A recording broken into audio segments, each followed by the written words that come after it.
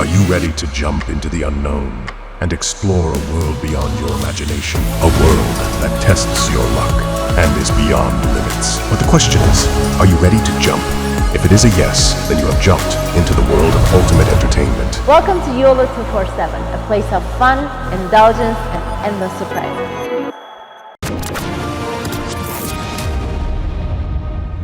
तो मैं तो सिर्फ एक बात कहूंगा कि चीफ जस्टिस साहब, ये हारी हुई बाजी है जिसको आप खेल रहे हैं।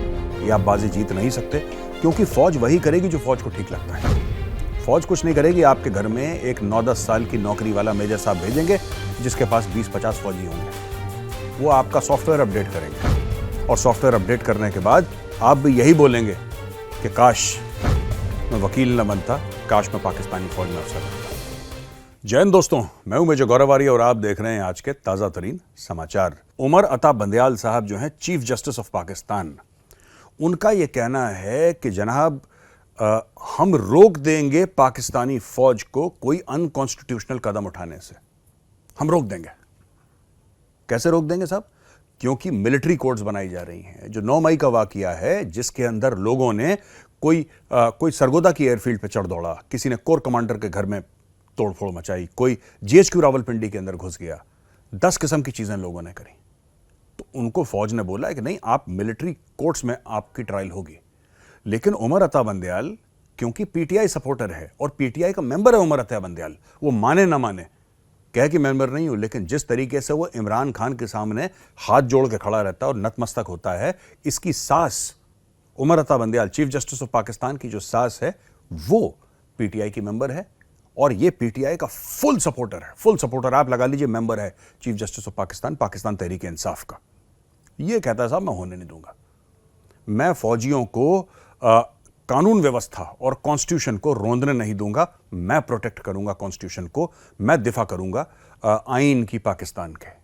मैं उमर अता बंदयाल साहब को एक बात कहना चाहता हूं कि सर, इरादे आपके बड़े अच्छे हैं, लेकिन एक बात तो सोचिए, कब कौन कर पाया है पाकिस्तान में ये जो आप एक काम कर देंगे?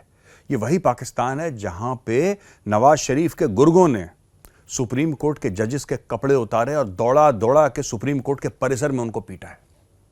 ये वो पाकिस्तान है जहां के संविधान को जिया उल हक ने फाड़ के डस्टबिन में डाल दिया था। ये वो संविधान है जो इतनी बार रौंदा गया, इतनी बार रौंदा गया और इतनी बार इसके खिलाफ लोग गए हैं और उनके खिलाफ कोई कार्रवाई नहीं हुई कि अब ये जो संविधान है, ये जो आईन है पाकिस्तान का, लतीफा बन के रह गया है। उस संविधान के लिए उमर अता बंदयाल साहब जिहाद लड़ने चले हैं। तो मैं तो सिर्फ एक बात कहूंगा कि चीफ जस्टिस साहब, ये हारी हुई बाजी है जिसको आप खेल रहे हैं। ये आप बाजी जीत नहीं सकते, क्योंकि फौज वही करेगी जो फौज को ठीक लगता है। फौज कुछ नहीं करेगी। आपके घर में एक 9-10 साल की नौकरी वाला मेजर साहब भेजेंगे जिसके पास 20-50 फौजी होंगे। वो आपका सॉफ्टवेयर अपडेट करेंगे और सॉफ्टवेयर अपडेट करने के बाद आप भी यही बोलेंगे कि काश मैं वकील न बनता, काश मैं पाकिस्तानी फौज में अफसर बनता। ये आपके साथ होने वाला है। अच्छा दोस्तों, एक और बहुत बड़ा काम हो गया पाकिस्तान में। ये देखिए, FM Bilawal says plan aimed at removing impediments to bilateral trade. अच्छा, ये स्टोरी क्या है मैं आपको बताता हूं। पाकिस्तान और ईरान के फॉरेन मिनिस्टर्स मिले और इन्होंने बोला साहब कि हम 5 अरब के ट्रेड का टारगेट रखेंगे। नेबरिंग कंट्रीज हैं, यानी कि बलूचिस्तान आधा ईरान में है और आधा पाकिस्तान में है, तो बिल्कुल इनकी सरहदें, इनके बॉर्डर्स, इनकी सीमाएं मिलती हैं। तो बहुत तगड़ा इन्होंने एक प्लान बनाया कि 5 अरब की हम लोग ट्रेड करेंगे। मैंने पूरा आर्टिकल पढ़ा, जियो न्यूज़ का आर्टिकल है दोस्तों, मैंने पूरा आर्टिकल पढ़ा। ट्रेड की मीटिंग हो रही है, ये कारोबार की मीटिंग हो रही है, बिजनेस की मीटिंग हो रही है, धंधे की मीटिंग हो रही है, 2 फॉरेन मिनिस्टर्स के बीच में। और पाकिस्तान ने किस चीज़ के बारे में बात करी आपको पता ही होगा। पाकिस्तान क्या बात करेगा? पाकिस्तान ने ट्रेड की मीटिंग के बीच में बात करी है इस्लामोफोबिया की, उन्होंने बात करी है कश्मीर की, और चलते चलते ये भी बोल दिया कि भाई साहब जरा तेल दे देना। ये हाल है पाकिस्तान का। अब पाकिस्तान ईरान से भीख मांग रहा है तेल की। इसके पीछे भी बहुत लंबी चौड़ी कहानी है। एक पाइपलाइन जानी थी ईरान से पाकिस्तान के बॉर्डर और पाकिस्तान से ईरान के बॉर्डर, इस पाइपलाइन को मिलना था। ईरान ने अपनी पाइपलाइन जो है वो कई साल पहले बना के ख़त्म कर दी और बोला कि साहब हमने जो वादा करा था हमने कर दिया है। पाकिस्तान, तुम्हारी पाइपलाइन कहाँ है? पाकिस्तान ने बोला कौन सी पाइपलाइन? ईरान ने बोला कि कौन सी पाइपलाइन नहीं, तुमने साइन करी है डील, अब ये बताओ ये पाइपलाइन है कहाँ पे?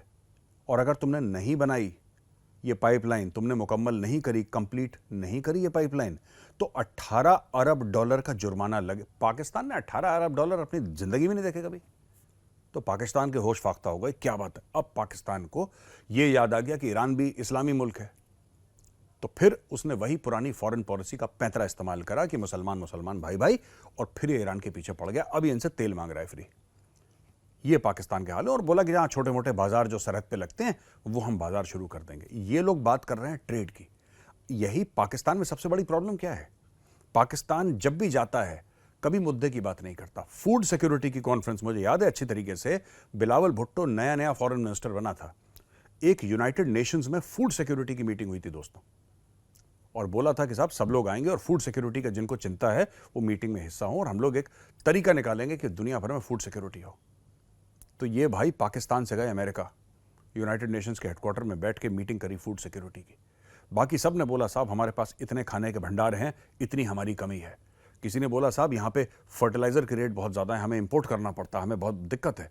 किसी ने बोला साहब पानी में बड़ी परेशानी है, हमें पानी और चाहिए, किसी तरीके से अगर कोई डैम बन जाए या कुछ ऐसा हो जाए।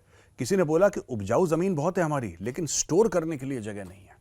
किसी ने बोला साहब कहीं से अगर हमारी अग्रीमेंट हो जाए आसान शर्तों पर, अगर हम एक्सपोर्ट कर दें तो दूसरे मुल्क को भी फ़ायदा, हमें मुल्क। सब लोगों ने अपनी अपनी बात कही। सिर्फ पाकिस्तान था जिसने फूड सिक्योरिटी की कॉन्फ्रेंस में बोला कि फूड सिक्योरिटी को लेके हमारा तो कोई पॉइंट नहीं है, लेकिन हाँ कश्मीर का मुद्दा ज़रूर है जिसके ऊपर हम बात करना चाहेंगे। और फिर कुछ समय बाद पाकिस्तान में बाढ़ आ गई और फूड सिक्योरिटी एक बहुत बड़ी समस्या बन गई। कई लोग मारे गए, कई दर्जनों के हिसाब से लोग मारे गए। कुछ लोग कहते हैं 1000 लोग मारे गए, एग्जैक्ट नंबर मुझे नहीं पता, लेकिन बहुत सारे लोग पाकिस्तान में मारे गए बाढ़ में। और फूड सिक्योरिटी क्राइसिस पाकिस्तान ने बहुत ज़बरदस्त फेस करा। आज की तारीख में जो पाकिस्तान है 70% लोग वहां पे काश्तकार हैं, यानी कि 70% लोग वहां पे किसान हैं पाकिस्तान में। लेकिन पाकिस्तान फिर भी खाने की चीज़ें इंपोर्ट करता है। पाकिस्तान खुद अपना खाना खुद, अपना अनाज खुद नहीं उगा पाता पाकिस्तान, जिसमें 70% लोग, 70% लोग किसान हैं, काश्तकार हैं। तो ये है दोस्तों पाकिस्तान की कहानी, जहां पे पाकिस्तान ईरान से कह रहा है कि साहब आप हमें मुफ्त में तेल दे दीजिए, और इस्लामोफोबिया की बात करता है, ये ट्रेड में कश्मीर की बात करता है ट्रेड की कॉन्फ्रेंस में। फिर कहता है साहब कि हमारी इकोनॉमी इतनी खराब क्यों है, आखिर कारण क्या है कि पाकिस्तान की इकोनॉमी डूब रही है, हमें कारण नहीं समझ में आ रहा। कारण ये है भाई साहब कि आपको करना कुछ होता है, आप करते कुछ और हैं, आपकी प्रायोरिटीज क्लियर नहीं है, इसलिए आपका बेड़ा गर्क हो रखा है। तो दोस्तों मॉर्गन स्टैनली जो वर्ल्ड रेनाउंड फाइनेंशियल इंस्टीट्यूशन है, मॉर्गन स्टैनली की रिपोर्ट आई है, और मॉर्गन स्टैनली ने इंडिया का जो स्टेटस है वो ओवरवेट कर दिया है और चाइना को डाउनग्रेड करा। अच्छा, ओवरवेट आप ऐसा मत समझिए कि जैसे हम लोग ओवरवेट समझते हैं कि बहुत ज़्यादा मोटापा आ गया या अनहेल्दी हो गया, कोई नहीं। ओवरवेट का फाइनेंशियल टर्म्स में अलग मतलब है। इसका मतलब ये है कि इंडिया से ये उम्मीद है कि इसका जो परफॉर्मेंस है इकोनॉमी वाइज वो फ्यूचर में बेहतर रहेगा। ये पहली बात करी है। दूसरी बात जो इन्होंने करी है कि India's macro indicators remain resilient. तो इनका ये कहना है कि 6.2% जीडीपी अचीव करेगी है, और इन्होंने ये बोला है कि साहब इंडिया की एबिलिटी, जो भारत में जो कुव्वत है, जो भारत में एक काबिलियत है, एक ताकत है, to leverage multipolar world dynamics is a significant advantage. तो मल्टीपोलर वर्ल्ड डायनेमिक्स क्या है? देखिए, बात यह होती है कि भारत की इकोनॉमी दोस्तों स्टेबल रही है।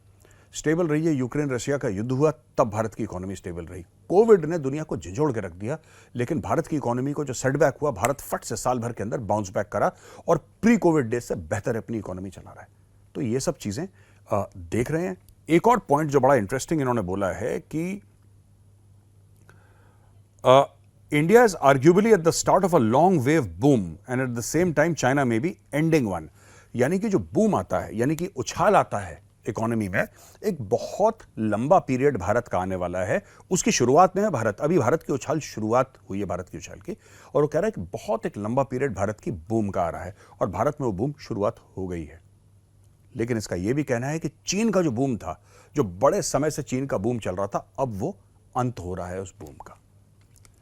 आखिरी चीज इसने जो बात करी है, वो इनका यह कहना है कि Nations reform and macro stability agenda supports a strong capex and profit outlook. यानी कि जो भारत का जो मैक्रो इकोनॉमिक एजेंडा है, जो सरकार ने पॉलिसीज में फेरबदल करा है, पॉजिटिव पॉलिसीज दी हैं, उससे भारत केपेक्स में, केपेक्स क्या होता है दोस्तों, मैं ब्रीफली आपको समझा दूं। बिजनेस टर्म्स में केपेक्स होता है और ओपेक्स होता है। ओपेक्स होता है ऑपरेटिंग एक्सपेंडिचर। अगर कोई कंपनी होती है तो कंपनी में जो एम्प्लॉयज की तनख्वाहें होती हैं वगैरह, उसको हम ओपेक्स कहते हैं। और केपेक्स वो होता है कि जैसे आपने फर्नीचर खरीदा, बिल्डिंग खरीदी, जमीन खरीदा, कंपनी के लिए जो चीज खरीदी, वो ओपेक्स।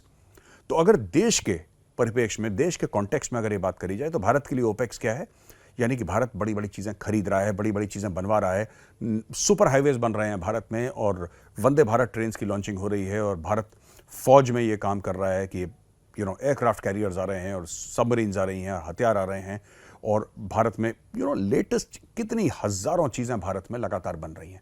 ये सब आता है केपेक्स में, यानी कि भारत में केपेक्स में कैपिटल एक्सपेंडिचर के लिए पैसा भारत के पास है। तो ये थी मॉर्गन स्टैनली की रिपोर्ट। अच्छा, पाकिस्तान में मानिए कॉमेडी बंद ही नहीं होती, 24 घंटे कॉमेडी शो चलती है। अब पाकिस्तान में क्या हुआ क्रिकेट को लेके, ये जरा खबर सुनिए। पाकिस्तान में एहसान उल रहमान मजारी, जो इंटर प्रोविंशियल कोऑर्डिनेशन मिनिस्टर हैं साहब, उन्होंने बोला कि एक कमेटी जो थी वो गठित करी गई थी बिलावल भुट्टो के अंदर, और उस कमेटी ने बोला है कि साहब वर्ल्ड कप इंडिया में हो रहा है, वर्ल्ड कप जो इंडिया में हो रहा है उसमें पाकिस्तान की टीम जाएगी तो उसके पहले यहां से एक टीम भेजी जाए सिक्योरिटी चेक करने के लिए भाई इंडिया में, कि भारत की सिक्योरिटी ठीक है कि नहीं। कॉन्फिडेंस देखिए पाकिस्तानियों का, बाकी दोस्तों कुछ मत देखिए, आप कॉन्फिडेंस देखिए भाई लोगों का। ये भारत आना चाहते हैं सिक्योरिटी चेक करने के लिए। पाकिस्तान एक ऐसा मुल्क जहां हर तीसरे दिन एक मस्जिद के अंदर सुसाइड बॉम्बिंग होती है, जहां हर तीसरे दिन कोई ना कोई मारा जाता है, हर दूसरे दिन बाजारों में बम फटते हैं, और हर एक दिन इनके फौजियों पर कातिलाना हमले होते हैं, और इनकी फौज कुछ नहीं कर पाती। वो पाकिस्तान जो आत्मघाती हमलों के सामने, जो दहशतगर्दों के सामने, आतंकवादियों के सामने घुटने टेक चुका है, बिल्कुल बेबस है, वही सांप जो पाकिस्तान ने पाले, जो पाकिस्तान ने पाल पोस के सपोले को बड़ा करके सांप बनाया, वही सांप उनको डस रहे हैं। और अब पाकिस्तान, जिसको कहते हैं ना उल्टा चोर कोतवाल को डांटे, अब पाकिस्तान भेज रहा है टीम कि भाई भारत में देखा जाए कि आखिर चल तो चल क्या रहा है, चक्कर क्या है भारत में, सिक्योरिटी का क्या प्रॉब्लम है भारत में, जरा इन्वेस्टिगेट करके आइए। मैं तो एक बात और कहना चाह रहा हूं, बाकी जितनी भी टीमें वर्ल्ड कप में आ रही हैं ना, उनको आईसीसी से गारंटी चाहिए, और गारंटी मांगनी चाहिए उनको आईसीसी से, और आईसीसी से यह गारंटी मांगनी चाहिए कि साहब हम पाकिस्तान की टीम के बीच में अगर रहेंगे तो क्या हम लोग सेफ हैं, क्योंकि यही गारंटी पाकिस्तान ने मांगी है। पाकिस्तान ने आईसीसी से गारंटी मांगी है कि हम हिंदुस्तान में सेफ हैं कि नहीं, तो वही गारंटी बाकी सब टीमें पाकिस्तान से मांगे। इनमें कुछ नहीं पता। पाकिस्तानी टीम में पता लगा बाबर आजम जैकेट पहना हुआ है, टॉस के बाद बीच मैदान में बटन दबा दे Babar Azam, who will be responsible. तो ये पाकिस्तान का कॉन्फिडेंस दिखाता है दोस्तों। आज का वीडियो आपको पसंद आए तो इस वीडियो को लाइक जरूर करिएगा। मैं कल फिर हाजिर हूंगा एक नए वीडियो के साथ, तब तक के लिए जय हिंद।